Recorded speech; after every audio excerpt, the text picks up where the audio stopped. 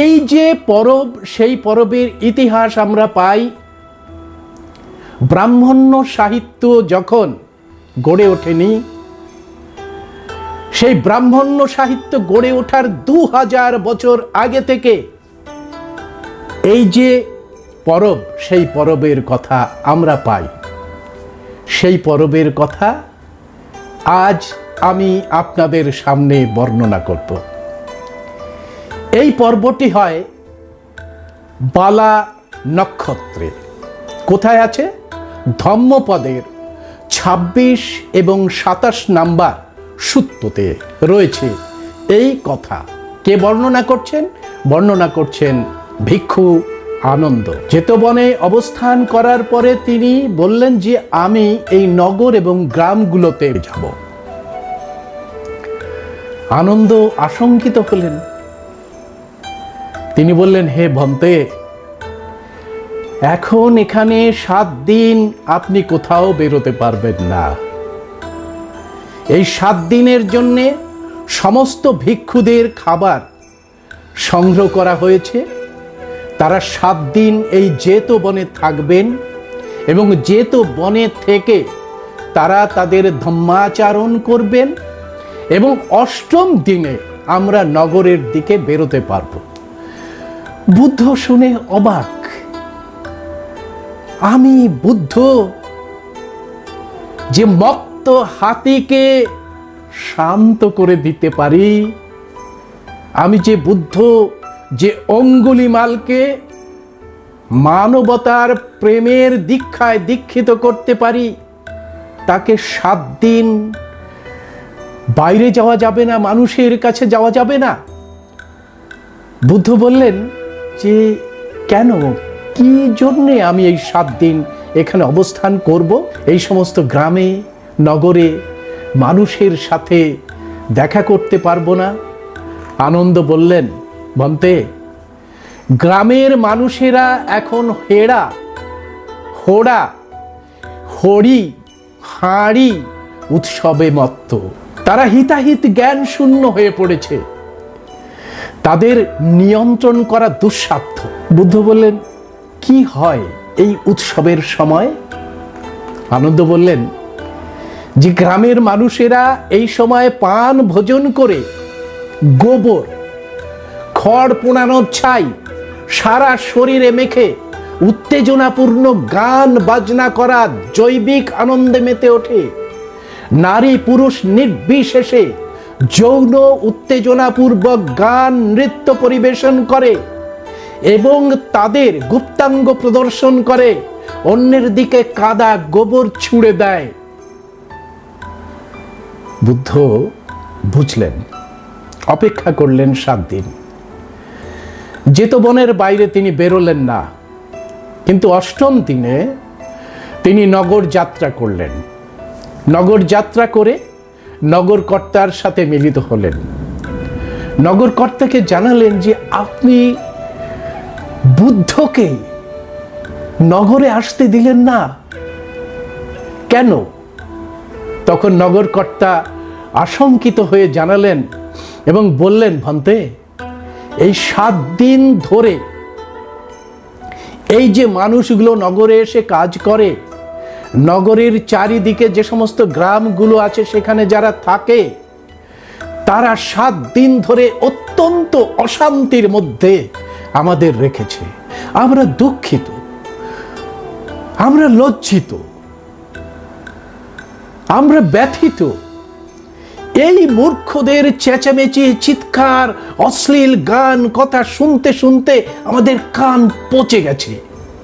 এই জন্যেই আমরা আপনাকে শহরে আনতে সাহস পাইনি এবং নিজেরাও 7 দিন ধরে ঘরের বাইরে হইনি। বুদ্ধ বোঝার চেষ্টা করলেন বলে আনন্দকে ডাকলেন। আনন্দকে ডেকে বললেন, আনন্দ, শাক্য, কৌল্য, বিজ্জি, এই সাবত্যী সমস্ত গণরাজ্যগুলোকে জানিয়ে দাও, আগামী বছর এই বালা নক্ষত্রের দিনে আমি স্বজন মিলন করব। আর জ্ঞাতি সম্মেলন করব। এতে ধনী দরিদ্র মূর্খ জ্ঞানী সুখী অসুখী বিষয়ে আলোচনা করব। আনন্দ সমস্ত গণরাজ্যগুলোকে জানিয়ে দিলেন যে আগামী বছরের বালা নক্ষত্রের দিনে, ফাগুন পূর্ণিমার দিনে কপিলাবস্তুতে আসবেন গৌতম বুদ্ধ।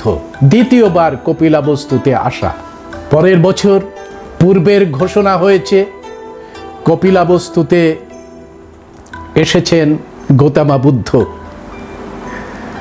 এসে একটি বোধি বৃক্ষের নিচে তিনি বসেছেন। সন্ধ্যাবেলার দিকে বসেছেন। পূর্ণ চাঁদ আকাশে উঠেছে। আপনারা অনেকেই জানেন বুদ্ধের গলার স্বর ছিল জলদ গম্ভীর। একেবারে শেষ মানুষটার কাছেও পৌঁছে যেত সেই গলার স্বর। তিনি জানাচ্ছেন যে পামাদা মানে প্রমোদ। আপনারা জানেন বুদ্ধের যে পঞ্চশীল, সেই পঞ্চশীলের পঞ্চমতম শীল হচ্ছে সুরা মেরেও মজ্জ পমদাট্টানা বেরামানি শিক্ষা পাদং সমাধিয়ামি। এই যে কথাগুলো কি করে এলো, তার একটা সূত্র হচ্ছে এই জ্ঞাতি সম্মেলন। সেই জ্ঞাতি সম্মেলনে বুদ্ধ সবাইকে বলছেন ধনী দরিদ্রের পার্থক্য, দুঃখ সুখের পার্থক্য, শিক্ষিত অশিক্ষিতের পার্থক্য, কি করে দুঃখ এসে আমাদেরকে বেদনা তাড়িত করে তার দীক্ষা দিচ্ছেন বুদ্ধ।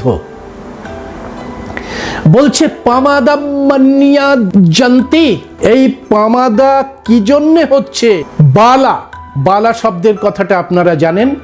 বালা শব্দের কথা এসেছে কল্যাণ। সব থেকে কল্যাণ মঙ্গল সূত্রতে রয়েছে এই বালা শব্দের ব্যাখ্যা। সেখানে বলছেন আবেশনা চ বালানাং পণ্ডিতনাঞ্চ সেবনা পূজা চ পূজানীয়নাম এতম মঙ্গলমুত্তমম। অর্থাৎ এই বালা থেকে এসেছে বালখিল্য আচরণ। অর্থাৎ যে আচরণ করা অনুচিত, সেই বালা আচরণের জন্যে কি হচ্ছে? হচ্ছে যে আমাদের মধ্যে মেধাবী এবং অমেধাবীর পার্থক্য তৈরি হচ্ছে, এবং ধম্মা যে রক্ষা করে আর ধম্মকে যে নষ্ট করে দেয় তার পার্থক্য তৈরি হচ্ছে। যারা কর্মনিষ্ঠ আর যারা অকর্মা তাদের পার্থক্য। এবং এখান থেকেই দুঃখ কি করে আসছে এক দল মানুষের কাছে, আর এক দল মানুষের কাছে এসছে সুখ, সেই কথা তিনি ব্যাখ্যা করলেন ২৬ এবং ২৭ নাম্বার সূত্রে। পঞ্চমতম শিলে বলছে এই সুরা মেরেও মজ্জ পমদাট্টানা বেরামানি শিক্ষা পাদং সমাধিয়ামি। এত সুন্দর করে তিনি ব্যাখ্যা করলেন এবং গোটা ভারতবর্ষকে যে সমস্ত রাজা আছে, যে সমস্ত গণরাজ্যের নেতা আছে, তাদেরকে বললেন যে মানব কল্যাণে এইভাবে কল্যাণকারী রাষ্ট্র গড়ে তোলার জন্য একটি ভাবনা আপনাদের সবাইকে রাখতে হবে এবং প্রত্যেকটা জীবকে আপনার সত্তা হিসাবে, আপনার কুটুম্ব হিসাবে গ্রহণ করতে হবে। বসুধৈব কুটুম্বকম। প্রত্যেকটা সত্তা, ভাবুন, শুধু মানুষ নয়, এবং মানুষের সাথে আশেপাশে যে সমস্ত জীবগুলো রয়েছে সেগুলো নয়। তিনি বললেন সব্বে সত্তা সুখিতা হন্তু, সব্বে সত্তা আভেরা হন্তু, সব্বে সত্তা অনিঘা হন্তু, সব্বে সত্তা বপজ্জা হন্তু, সব্বে সত্তা সুখিয়াত্তান পরিহরন্তু। যাবতীয় যে সমস্ত দেশনা বুদ্ধের ছিল সেখানে প্রত্যেকটা জীবের মঙ্গল কামনাই ছিল তার একমাত্র লক্ষ্য। এবং এই মঙ্গল কামনার মধ্যে দিয়ে যে দুঃখে তাড়িত হয় মানুষগুলো, যে দুঃখের কারণে হিংসা এবং এই জিঘাংসা মানুষের মধ্যে আছে, সেগুলোকে একটা ল্যাবরেটরির মধ্যে এনে নিব্বাণ লাভের দিশা দিলেন গৌতম বুদ্ধ।